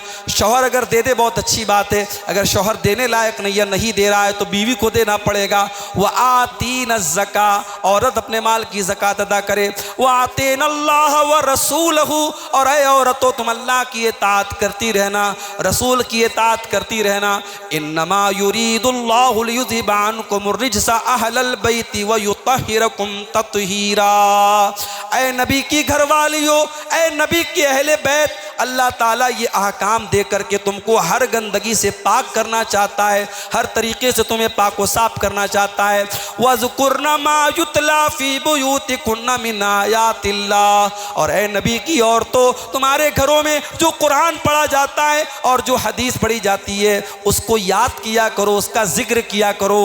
घर के अंदर ऐसा माहौल पैदा करो मेरे भाई कि घर के अंदर मसले मसाइल की बातें हों, दीन की बातें हों, सहाबा की बातें हों। आज हमारे यहाँ औरतें अगर मर जाएं तो उनको गुस्ल देने के लिए कोई जाहिल औरत बुलाई जाती है। हमारे यहाँ बाज़ जगहों पे जो नाई बिरादरी की कोई औरत होती है उसको बुलाया जाता है। हर घर में एक औरत ऐसी हो जो गुस्ल देने का तरीका जानती हो, हर घर में एक ऐसी औरत हो जो कफनाने का तरीका जानती हो। और ये कब होगा? जब घर में दीनी मसाइल पर आप बात करेंगे। आपकी मस्जिद, हमारे बड़ी शानदार मस्जिद है, हमारे मौलाना इम्तियाज़ साहब इस मस्जिद के ख़तीब हैं। मैं आपसे गुजारिश करूँगा, अल्लाह ने आपको इतना नवाजा ज़रूर है, आप इस मस्जिद में औरतों का इंतज़ाम कर सकते हैं। ऊपर अगर एक फ्लोर अभी नहीं बना सकते तो मस्जिद ही के उतने पोर्शन में आप कोशिश करें, एक कोई पर्दे वर्दे का अहतमाम करें, एक सेपरेट इंतज़ाम हो जाए।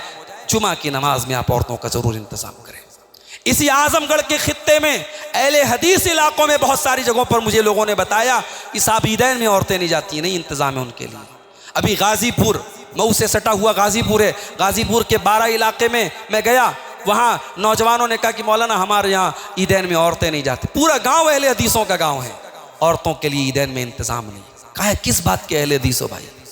क्या सिर्फ आमीन जोर से बोलने के लिए अहले हदीस हो? सिर्फ सीने पर हाथ बांधने के लिए अहले हदीस हो? अहले हदीस हो तो पक्के अहले हदीस हो। और वो अहले हदीस कैसा अहले हदीस है? जो ईद की नमाज पढ़ रहा है और उसके घर की औरतें महरूम है उससे। अल्लाह के नबी की क्लियर हदीसें मौजूद हैं। आपने बड़ी ताकीद से कहा कि अपनी औरतों को ईदगाह लेके जाओ, उनको ईद की नमाज में लेके जाओ। यहां तक आपने फरमाया औरत अगर पीरियड में तब भी ईदगाह में लेके जाओ, वो नमाज से अलग रहेगी, मुसल्ले से अलग रहेगी, लेकिन दुआ में शामिल रहेगी। इतनी अहम दुआ और इतना अहम मौका, और हमारी औरतें महरूम हैं। मेरे भाइयों, अगर आज औरतें मुर्तद हो रही हैं, दीन से दूर हो रही हैं, दीन बेजार हो रही हैं, कहीं ना कहीं पानी मर रहा है, कहीं ना कहीं हमारी भी कोताहियां हैं। हमने अपनी औरतों को दीन से बहुत दूर रखा है और दीन की जानकारी हमारे घरों में ना के बराबर है। कितने मसले मसाइल होते हैं, औरतों के प्राइवेट मसाइल होते हैं, औरतें उसके बारे में जानकारी नहीं होती हैं और ना जानकारी हासिल करती हैं। अल्लाह के नबी के पास अंसार की औरतें आती थी। अम्मा आयशा फरमाती हैं, नेमन निसाउ निसाउल अंसार, अंसार की औरतें बड़ी बेहतरीन होती हैं। ला यमनहुन्नल हयाउ अन यतफक्कहन फिद्दीन, वो दीन सीखने के मामले में शर्माती नहीं। तो घर के अंदर ये माहौल हो, दीन पर डिस्कशन हो।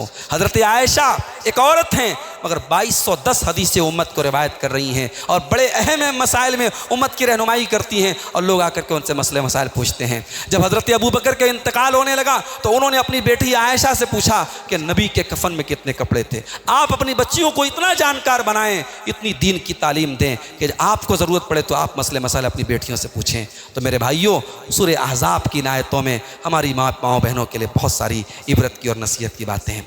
और आखिरी बात ये कहना चाहूँगा, चूँकि बहुत लंबा प्रोग्राम चलाने का प्लान नहीं था, 11:30 के ऊपर हो चुका है। एक आखिरी बात बयान करके बात ख़त्म करूँगा कि आज हमारी बेटियाँ मुर्तद हो रही हैं, इस पर भी हमें गौर करने की ज़रूरत है कि हम क्या तरबियत दे रहे हैं। यानी ईमान जैसी कीमती चीज़ हमारी बेटियाँ किसी की आई लव यू और किसी की मोहब्बत के झूठे इकरार पर इस कदर फिदा हो जा रही है कि ईमान से हाथ धो बैठती हैं। ये हमारी तरबियत की कमी है मेरे भाइयों, वरना हमारी तारीख ऐसी औरतों के वाकयात से भरी पड़ी है जिन औरतों ने अपनी जान दे दी मगर ईमान से सौदा समझौता नहीं किया।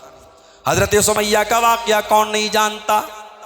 जवान बेटे के सामने सुमैया को नंगा कर दिया जाता है। सुमैया अपने जवान बेटे के सामने नंगा हो जाना तो गवारा कर लेती हैं मगर ईमान से समझौता नहीं करती हैं, ईमान छोड़ने को तैयार नहीं है, मुर्तद होने को तैयार नहीं है। बड़ी बेदर्दी से अबू जहल ने बर्छी मार करके सुमैया को शहीद कर दिया और इस्लाम के लिए पहला खून बहाने वाली खातून हज़रत सुमैया है। अपना खून बहा दिया, अपनी जान दे दी मगर ईमान से उन्होंने कोई समझौता न किया। गज़वे उहद में आप देखिए, अल्लाह के नबी के ऊपर हमला हो रहा है और एक जालिम बार बार नबी को टारगेट कर रहा है। हजरत नुसैबा बिन्त काब उनकी नज़र पड़ जाती है, वो देख लेती हैं कि इब्ने कमिया नाम का वो मरदूद बार बार अल्लाह के नबी पर हमला कर रहा है। वो एक औरत थी, एक खातून थी मगर आगे बढ़ जाती हैं और अपने जिस्म को नबी के लिए ढाल बना लेती हैं। और जंग उहद के मैदान में ये मंजर भी चश्मे फलक ने देखा कि एक खातून अपने नबी से इस कदर मोहब्बत करती हैं कि अपने नबी के ऊपर होने वाले वार को वो अपने जिस्म पर बर्दाश्त करती हैं। और इब्ने कमिया के कई वार हजरत नुसैबा बिन्त काब ने अपनी बॉडी पर बर्दाश्त की, अपने बदन पर बर्दाश्त की। वो मोहब्बत थी नबी से कि नबी पर हमला ना हो, मेरे ऊपर हमला हो जाए, मेरी जान चली जाए, नबी बच जाएं। वो मोहब्बत आज हमारी और आपकी औलाद में क्यों नहीं है मेरे भाई। जंग कादिसिया का वो मंजर याद कीजिए। हजरत खंसा रज़ी अल्लाह ताला अन्हा के 4 बेटे जंग कादिसिया में शहीद हो जाते हैं। 4 बेटे शहीद हो जाते हैं लेकिन माँ के पेशानी पर कोई शिकन नहीं है बल्कि अल्लाह का शुक्र अदा करते हुए कहती हैं, अल्हम्दुलिल्लाहिल्लज़ी शर्रफ़नी बिशहादतिहिम। आय अल्लाह तेरा करम है, तूने मेरे बेटों को अपनी राह में शहीद होने का मकाम दे दिया। आय अल्लाह मैं तुझसे दुआ करती हूँ कि मेरे इन बच्चों को तू जन्नत में मेरे साथ इकट्ठा कर दे। ये औरतें थी मेरे भाई। लोग कहते हैं औरत बड़ी कमज़ोर होती है, औरत का कलेजा बड़ा नाजुक होता है, मगर ईमान और तौहीद की दौलत अगर किसी औरत को नसीब हो जाए उससे मजबूत कोई औरत नहीं होती है मेरे भाई। जंग उहद के मैदान में वो औरत भी हमें याद आती है। तारीख़ उस औरत के वाक़े को भी हमसे नकल करती है। जब वो जंग के मैदान में आती है, उसको मालूम होता है मेरा बेटा शहीद हो गया है, चेहरे को ढांप करके आइए, चेहरे को ढांक करके आइए। किसी ने कहा अरे जा, तेरा बेटा शहीद हो चुका है, तेरा बेटा मर चुका है और तू बड़ी पर्दा करने वाली आई है, अपने चेहरे को ढांप करके आई है। औरत क्या जवाब देती है? रोजी तो इब्नी वलम उर्जा हयाई, मैंने बेटा खोया है, मैंने शर्म हया को नहीं खोया है, मैंने अपनी गैरत को नहीं खोया है। मेरा बेटा तो चला गया, मेरी शर्म हया नहीं गई, मैं इस हालत में भी पर्दा करूंगी। ये नबी के दौर की औरतें थी। मेरी प्यारी माँ और बहनों, ये आपके लिए आइडियल औरतें यही हैं। यही वो औरतें हैं जिनको अल्लाह और उसके रसूल की मोहब्बत हासिल है। और अगर आप चाहती हैं, अल्लाह का कुर्ब चाहती हैं और जन्नत में जाना चाहती हैं, इन औरतों के नक्शे कदम पे चलिए।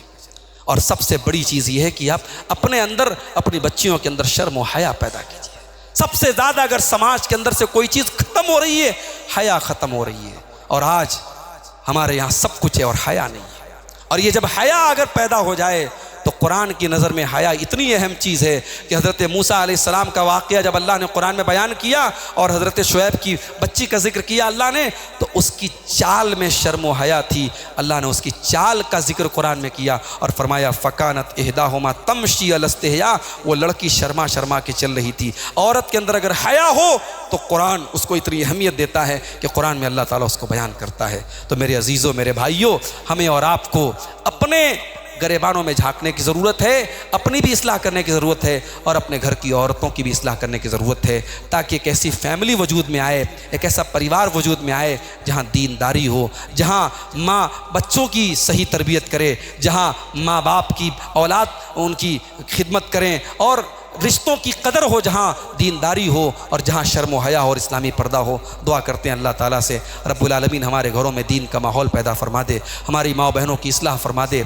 हमारी माँओं को एक अच्छी माँ बनने का अल्लाह ताला उनको सलीका अता फरमाए। और हमारी जो बहनें आज इर्तिदाद के रास्ते पे जा रही हैं, अल्लाह उनको इस्लाम की तरफ वापस लौटने की तौफीक अता फरमाए। अल्लाह उनको इस मकरो फ़रेब वाले जाल से निकलने की अल्लाह ताला तौफीक अता फरमाए। अल्लाह दुश्मनों की हर चाल को नाकाम कर दे। अल्लाह हमारे जान व माल की, हमारे इज़्ज़त व आबरू की हिफाजत फरमाए।